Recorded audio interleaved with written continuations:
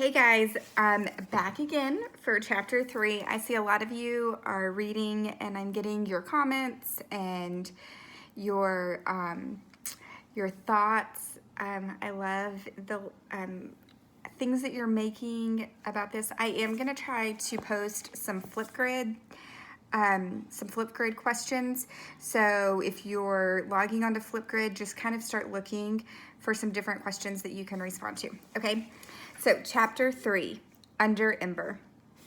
That morning, June had arrived at the pipeworks full of anticipation. This was the world of serious work at last, where he would get a chance to do something useful, what he'd learned in school and from his father and from his own investigations. He could put it all to good purpose now. He pushed open the heavy pipeworks door and stepped inside. The air smelled strongly of dampness and moldy rubber, which seemed to him a pleasant, interesting smell. He strode up a hallway where yellow slickers hung from pegs on the walls. At the end of the hallway was a room full of people, some of them sitting on benches and pulling on knee-high rubber boots, some struggling into their slickers, some buckling on tool belts. A raucous clamor filled the room. June watched from the doorway, eager to join in, but not sure what to do. After a moment, a man emerged from the throng. He thrust out a hand. "Lister Monk, Pipeworks Director," he said. "You're the new boy, right? What size feet do you have, large, medium, or small?"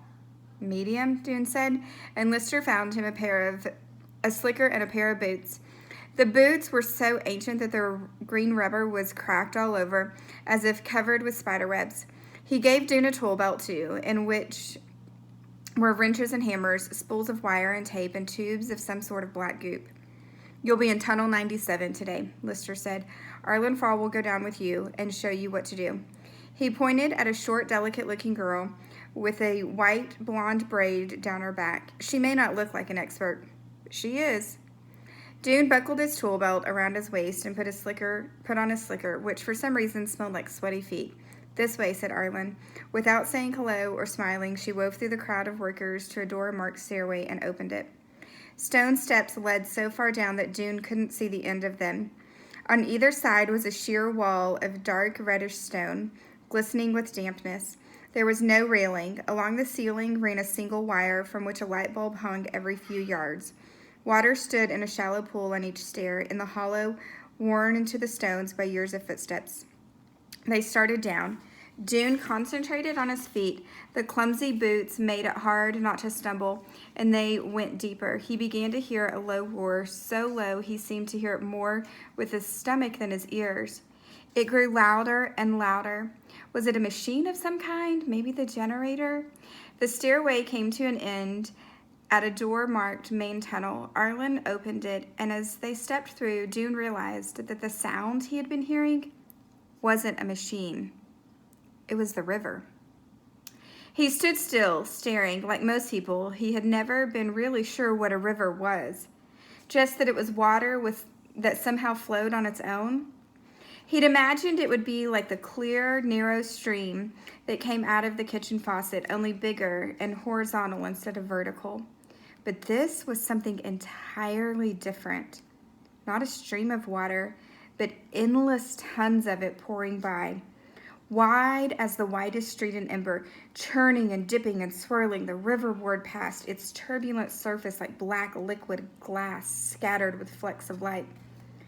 June had never seen anything that moved so fast, and he had never heard such a thunderous, heart-stomping roar. The path they stood on was about 6 feet wide and ran parallel to the river. For farther than June could see in both directions, in the wall along the path were openings that must lead, June thought, to the tunnels that branched everywhere below the city. A string of lights, like the one in the stairway, hung high up against the arched ceiling. June knew that he was standing beneath the north edge of Ember.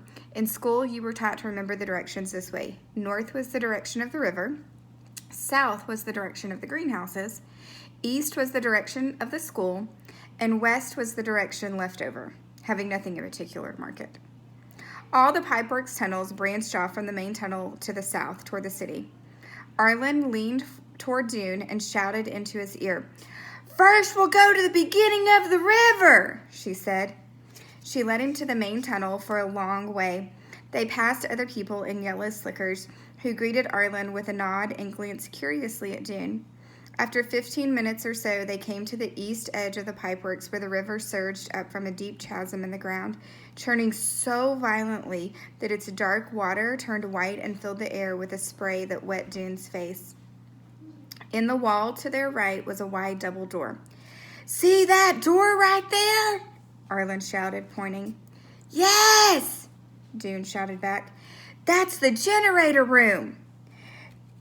"Can we go in?" "Of course not," said Arlen. "You have to have special permission." She pointed back down the main tunnel. "Now we'll go to the end of the river," she said. She led him back past the stairway door all the way to the west edge of the pipeworks. There the river flowed into a huge opening in the wall and vanished into darkness. "Where does it go?" Dune asked. Arlen just shrugged. "Back into the ground, I guess. Now let's find Tunnel 97 and get to work." She folded a piece of paper, she pulled a folded piece of paper from her pocket. "This is the map," she said. "You have one in your pocket too. You have to use the map to find your way around in here." The map looked to Dune like an immense centipede. The river arched across the top of the page like the centipede's body, and the tunnels dangled down from it like hundreds of long, long legs, all tangled up with each other. To get to Tunnel 97, they followed a complicated route through passageways lined with crusty, rusted pipes that carried water to all the buildings of Ember. Puddles stood on the floor of the tunnel, and water dripped in brown rivulets down the wall. Just as in the main tunnel, there was a stream of bulbs along the ceiling that provided dim light. Dune occupied his mind by calculating how far underground he was. From the river to the ceiling of the main tunnel must be 30 feet or so. He thought. Above that were the storerooms, which occupied a layer at least 20 feet high. So that meant he was 50 feet underground, with tons of earth and rock and building above him. The thought made him tense up his shoulders. He cast a quick glance upward, as if all the weight might collapse onto his head. "Here we are," said Arlen. She was standing next to a leak that spurted a stream of water straight out from the wall. We have to turn the shut-off valve. Take the pipe apart, put on a new connector, and stick it back together again." With wrenches, hammers, washers, and black goop, they did this, getting soaked in the process. It took them most of the morning and proved to Dune that the city was in even worse shape than he'd suspected. Not only were the lights about to fail and the supplies about to run out, but the water system was breaking down.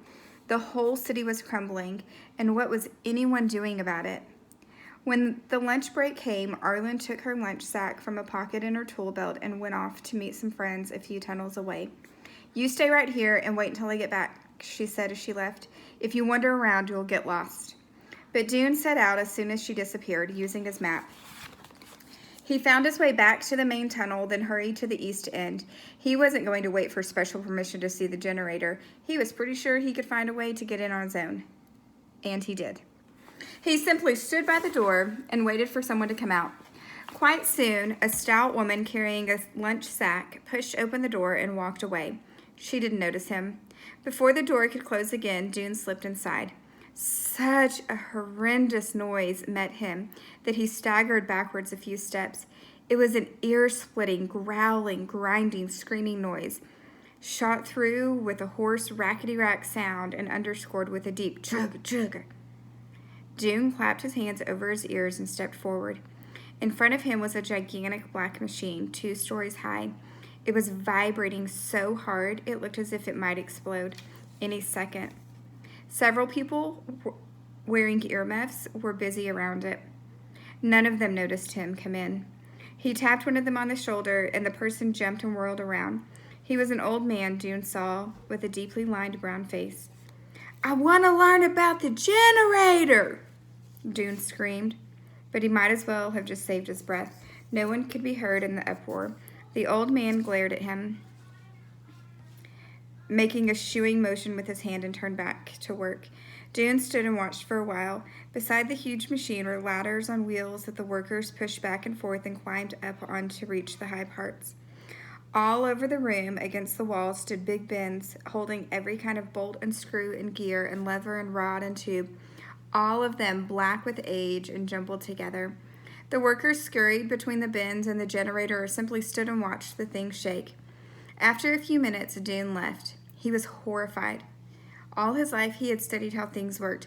It was one of his favorite things to do. He could take apart an old watch and put it back together exactly as it had been. He had understood how the faucets in the sink worked. He'd fixed the toilet many times. He'd made a wheeled cart out of the parts of an old armchair. He even had a hazy idea of what was going on in the refrigerator. He was proud of his mechanical talent. There was only one thing he didn't understand at all, and that was electricity. What was the power that ran through the wires under the light bulbs? Where did it come from? He had thought that if he could just look at that generator, he would have the clue he needed. But from there, he could begin to work on a solution that would keep the lights of Ember burning. But one glimpse of the generator showed him how foolish he was. He expected to see something whose workings he could understand, a wheel turning, a spark being struck, some wires that led from one point to another. But this monstrous roaring thing, he wondered if anyone understood how it worked. It looked as if all they were doing was trying to keep it from flying apart. As it turned out, he was right. When the day was over and he was upstairs taking off his boots and slicker, he saw the old man from the generator room and went to talk to him. "Can you explain to me about the generator?" he asked. "Can you tell me how it works?" The old man just sighed. "All I know is the river makes it go." "But how?" The man shrugged. "Who knows? Our job is just to keep it from breaking down. If a part breaks, we put on a new one. If a part freezes up, we gotta oil it." He wiped his hand wearily across his forehead, leaving a streak of black grease. "I've been working on the generator for 20 years. It's always managed to chug along. But this year, I don't know. The thing seems to break down every couple minutes." He cracked a wry smile. "Of course, I hear we might run out of light bulbs before that, and then it won't matter if the generator works or not." Running out of light bulbs, running out of power, running out of time, disaster was right around the corner. That's what Dune was thinking about when he stopped outside the gathering hall on his way home and saw Lena on the roof. She looked so free and happy up there.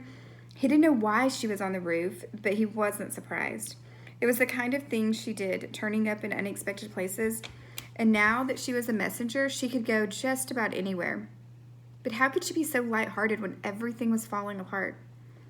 He headed for home. He lived with his father in a 2-bedroom apartment over his father's shop in Greengate Square, the small items shop, which sold things like nails, pins, tacks, clips, springs, jar lids, doorknobs, bits of wire, shards of glass, chunks of wood, and other small things that might be useful in some way. The small items shop had overflowed somewhat into their apartment above. In their front room, where other people might display a nice teapot on a tabletop or a few attractive squashes or tomatoes on a shelf, they had buckets and boxes and baskets full of spare items for the shop, things Dune's father had collected but not yet organized for selling. Often these items spilled over onto the floor. It was easy to trip over things in this apartment and not a good idea to go barefoot.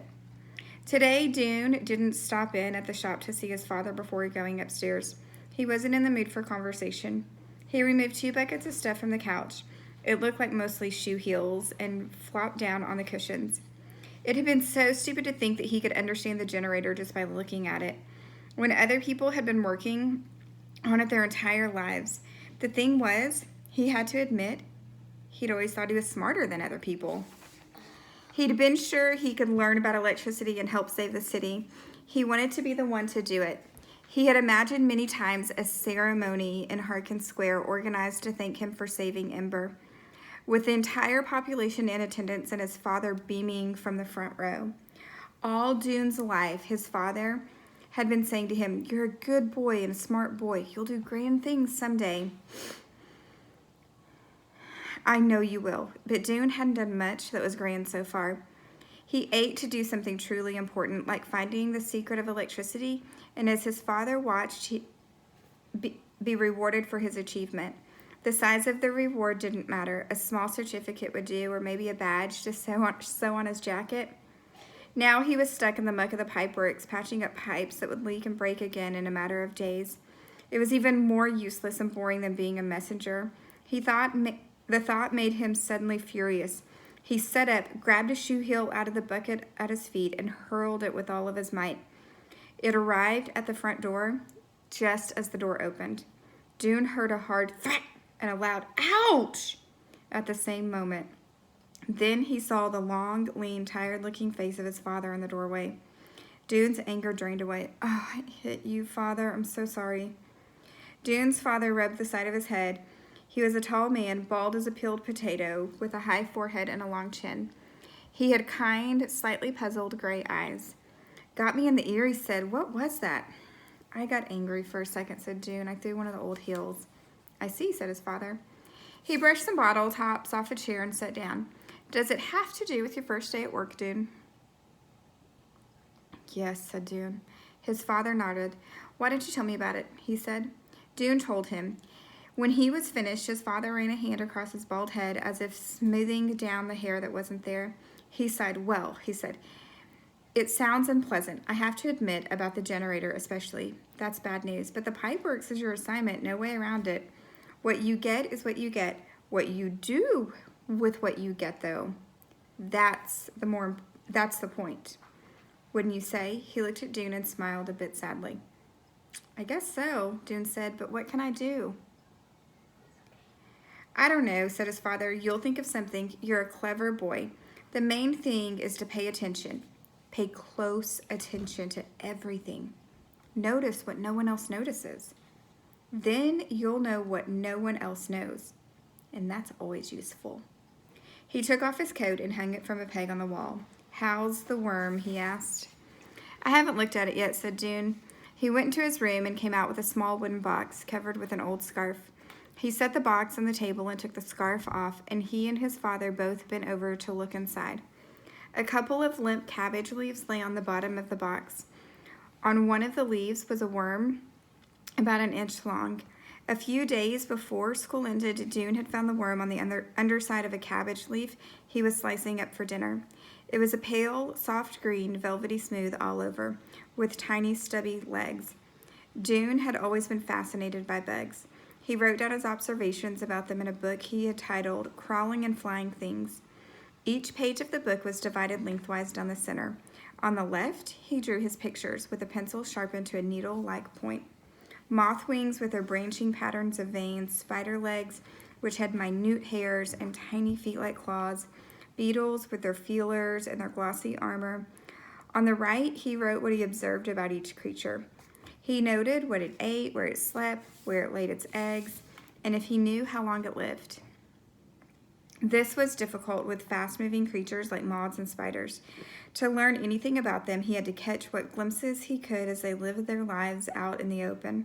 If he put them in a box, they scrambled around for a few days and then died. The worm, though, was different. It seemed perfectly happy to live in the box Dune had made for it. So far, it did only 3 things: eat, sleep. It looked like it was sleeping, though Dune couldn't tell if the worm closed its eyes or even had eyes, and expelled tiny black poop balls. That was it.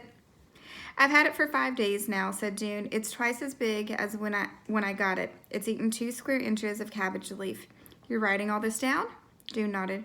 "Maybe," said his father, "you'll find some interesting new bugs in the pipeworks." "Maybe," said Dune. But to himself, he said, "No, that's not enough. I can't go plodding around the pipeworks, stopping up leaks, looking for bugs, and pretending there's no emergency. I have to find something important down there, something that's going to help. I have to. I just have to." Okay, guys, so there were a couple of more notice and note signposts in here.